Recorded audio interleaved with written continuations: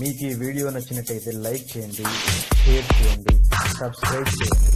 Regular notifications కోసం bell బటన్ని press చేయండి. Hello students, welcome to my channel English Guru Dheeraj Dambiwal. Students, today I will tell line by line explanation of the poem Keeping Quiet, written by Pablo Neruda from class 12th. Students, if you watching my video for first time, so please subscribe my channel and don't forget press the bell icon so that you can get notification whenever I upload a video. So students, आज हम पढ़ेंगे CBSE class 12 की जो flamingo book है उसकी third poem है keeping quiet, जिसके poet हैं Pablo Neruda. He was born 12 July 1904. He was a Chilean poet, diplomat and politician who won the Nobel prize for literature 1971. तो इस पोइम में पोइट हमें बताना चाहते हैं कि in this poem poet talks about the necessity of quiet introspection and creating a feeling of mutual understanding among human beings. तो यहाँ पर हमारे जो पोइट हैं वो क्वाइट इंट्रोस्पेक्शन की नेसेसिटी को बताना चाहते हैं. हमारी लाइफ में इंट्रोस्पेक्शन का मीन होता है सेल्फ एग्जामिनेशन. जब हम खुद को समझने की कोशिश करते हैं, उसकी जो नेसेसिटी है, नीड है हमारी लाइफ में, और जो म्यूचुअल अंडरस्टैंडिंग की फीलिंग्स डेवलप करनी चाहिए, हम ह्यूमन बींग्स को, मतलब हम एक दूसरे को कास्ट से, लैंग्वेज से नहीं बांटना चाहिए, पर हम सबको एक ऐसी फीलिंग क्रिएट करनी चाहिए जो हमें एक दूसरे को समझना चाहिए, उनकी भावनाओं को समझना चाहिए. तो हम स्टार्ट करेंगे पोइम का फर्स्ट स्टेंजा. फर्स्ट है, now we will count to 12 and we will all keep still. तो पोइट कहते हैं हम सबसे पहले 12 तक काउंट करेंगे. यहाँ पर 12 का मतलब है पोइट ने क्लियर नहीं किया. यहाँ 12 का मतलब पोइट ने क्लियर नहीं किया. वो 12 से कहना चाहते हैं या 12 तक काउंट करवाना चाहते हैं या फिर हमारी घड़ी के 12 से लिया गया है, यह पोइट ने क्लियर नहीं किया है. बस यही कहा है कि हमें 12 तक काउंट करना है. And we will all keep still, मतलब हम इस टाइम में बिल्कुल भी स्टिल रहेंगे, बिल्कुल क्वाइट रहेंगे, कोई भी मूवमेंट नहीं करेंगे. For once on the face of the earth let's not speak in any language, let's stop for a second and not move our arm so much. For once का मतलब है सिर्फ एक बार हम इस अर्थ पे कोई भी लैंग्वेज नहीं बोलते हैं, बिल्कुल शांत रहते हैं. Let's stop for a second and not move our arm so much, हम सिर्फ एक बार के लिए कुछ भी नहीं बोलते हैं और साथ ही में हम अपनी सारी एक्टिविटीज़ को रोक लेते हैं. हम जो इतना हार्ड वर्क करते हैं, पूरे टाइम कुछ ना कुछ काम करते हैं, तो पोइट यहाँ पर यही कहते हैं, not move our arm so much, हम थोड़ी देर के लिए बिल्कुल रुक जाते हैं, कोई भी काम नहीं करते हैं. नेक्स्ट स्टेंजा है, it would be an exotic moment. और जब हम कोई भी लैंग्वेज में नहीं बोलेंगे, हम कोई भी काम नहीं कर रहे होंगे, तो ये एक एक्सोटिक मोमेंट होगा. एक्सोटिक का मतलब होता है बहुत ही रेयर, अनयूजुअल और एक्स्ट्रा ऑर्डिनरी मोमेंट होगा. ऐसा टाइम होगा without rush, without engines, we would all be together.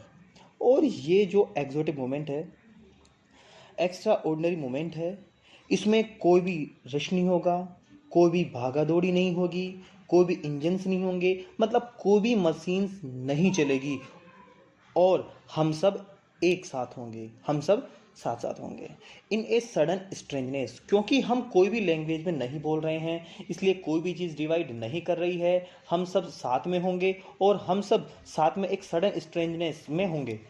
Strangeness में इसलिए होंगे क्योंकि एक अनयूजुअल टाइम है, एक अनफेमिलियर टाइम है.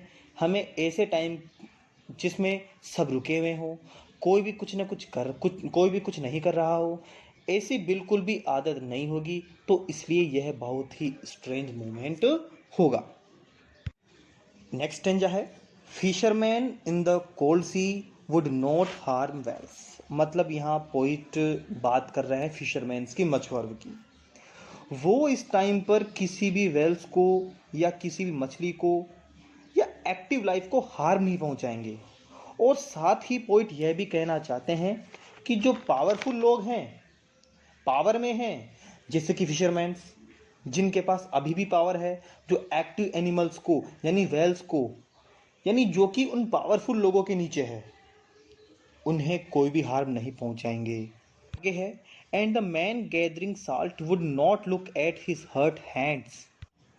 तो मैन गैदरिंग साल्ट मतलब जो आदमी है जो काफ़ी मेहनत कर रहा है अपनी लाइवलीहुड को अर्न करने के लिए, अपनी जो रोजी रोटी है उसको अर्न करने के लिए, would not look at this hurt hands, मतलब जो इतनी मेहनत करता है वो थोड़ी देर के लिए रुके, वो अपने हर्ट्स हैंड को देखे कि इस मेहनत करने के टाइम पर उसने अपने आप को कितना नुकसान पहुंचा लिया है, उसे वो रियलाइज करे। तो स्टूडेंट नेक्स्ट स्टेंजा है, those who prepare green wars with gas, wars with fire, victories with no survivors.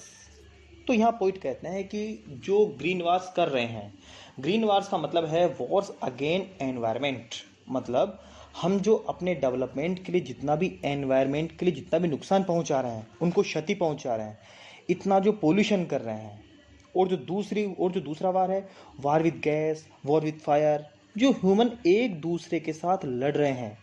Wars with gas का मतलब है जो केमिकल वेपन्स यूज होते हैं, वार्स विद फायर का मतलब है जो न्यूक्लियर वेपन्स और इस टाइप के जो वेपन्स यूज होते हैं, मतलब इस टाइप के दोनों वार्स में जो विक्ट्री होती है कोई भी सर्वाइवर नहीं होते हैं।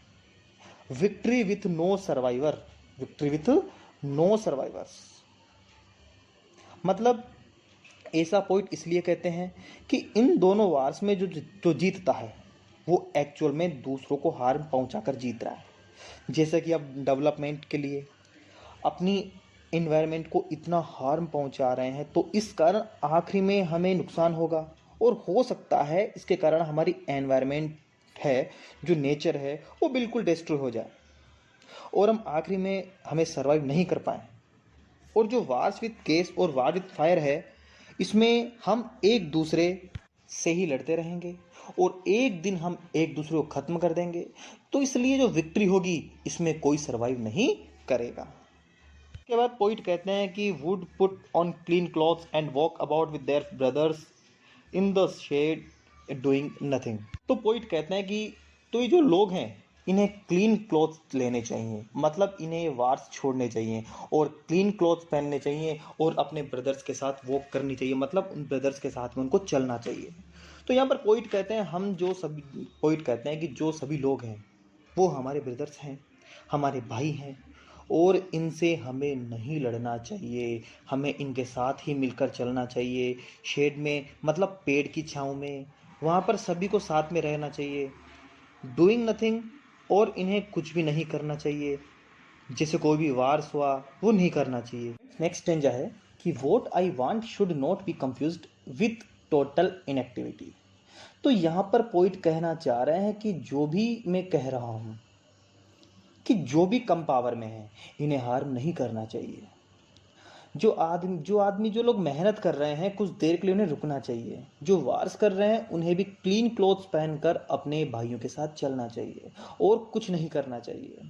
तो इसमें इनएक्टिविटी के बारे में मैं नहीं कह रहा हूँ, तो इससे जो इनएक्टिविटी होती है इस बारे में नहीं कह रहा हूँ। इनएक्टिविटी का मतलब होता है कि जो डेथ होती है, इससे कंफ्यूज नहीं करना चाहिए।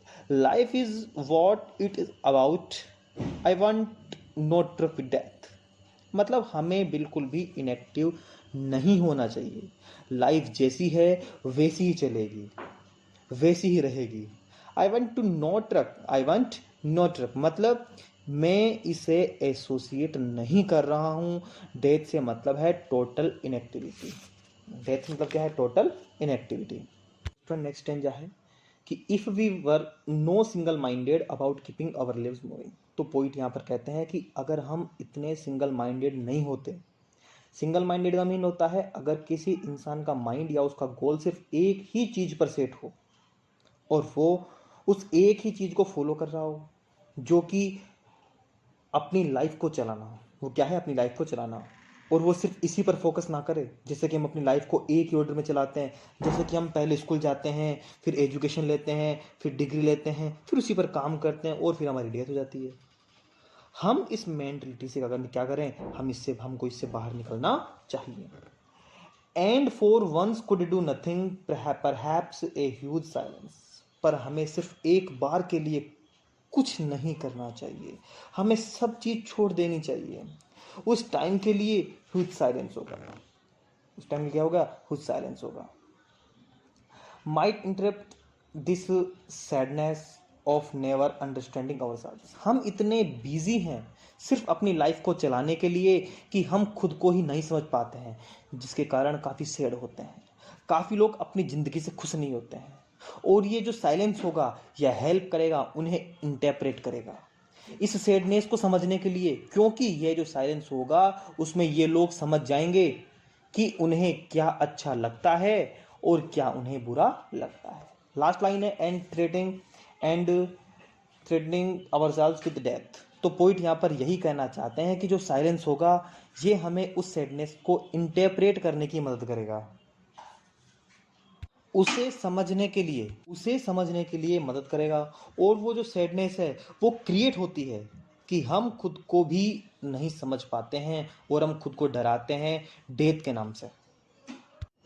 तो स्टूडेंट नेक्स्ट स्टेंजा है कि perhaps the earth can teach us as when everything seems dead and later proves to be alive. तो पोइट यहाँ पर कहते हैं कि हमें अर्थ से सीखना चाहिए। जो अर्थ हमें सिखाना चाहती है कि जब भी कोई चीज़ डेड लगती है, बिल्कुल लाइफलेस लग सकती है, वो भी बाद में जिंदा हो सकती है, अलाइव हो सकती है। जैसे कि हम एक बीज को देखते हैं जो एक मिट्टी में गड़ा होता है, वो बिल्कुल डेड लगता है, उसमें बिल्कुल भी लाइफ नहीं लगती है, पर फिर भी वह बाद में स्प्राउट करता है, ग्रो करता है, वो भी अलाइव होता है। और यही चीज़ हमें भी अर्थ से सीखनी चाहिए इस पूरे टाइम में। पोइट हमें यही समझना चाहिए, पोइट हमें यही समझाना चाहता है कि हम जो भी काम कर रहे हैं हमें थोड़ी देर के लिए रुक जाना चाहिए और सोचना चाहिए, हमें इंट्रोस्पेक्ट करना चाहिए, हमें सेल्फ एग्जामिन करना चाहिए खुद को, जिससे हम खुद को समझ पाएँ और लाइफ को समझ पाएँ। और साथ ही हमें पोइट इसे कंफ्यूज भी नहीं करना चाहते हैं, साथ में जो पोइट है वो कंफ्यूज भी नहीं करना चाहते हैं बिल्कुल टोटल इनएक्टिविटी से या डेथ से। वो हमें यह कहते हैं कि हमें अर्थ से सीखना चाहिए। जो चीज़ हमें डेड या डेथ लगती है बाद में अलाइव प्रूव हो सकती है। तो यही पोइट कहना चाहते हैं इस पॉइंट से। लास्ट स्टेंजा है कि now I will count up to 12 and you keep quiet and I will go. और अब मैं वापस से 12 तक काउंट करूंगा और तुम क्वाइट हो जाना, तुम अपने आप को एग्जामिन करना, और मैं यहाँ से तब चला जाऊंगा दूसरे लोगों को बताने के। इसी के साथ हमारी यह पोइम खत्म होती है, कीपिंग क्वाइट। तो अगर आपको ये वीडियो पसंद आए तो प्लीज़ इस वीडियो को लाइक करें, और ऐसे ही वीडियोस को आप देखना चाहते हैं तो चैनल को सब्सक्राइब करें। अब मैं आपसे मिलता हूँ अगले वीडियो में। थैंक्स।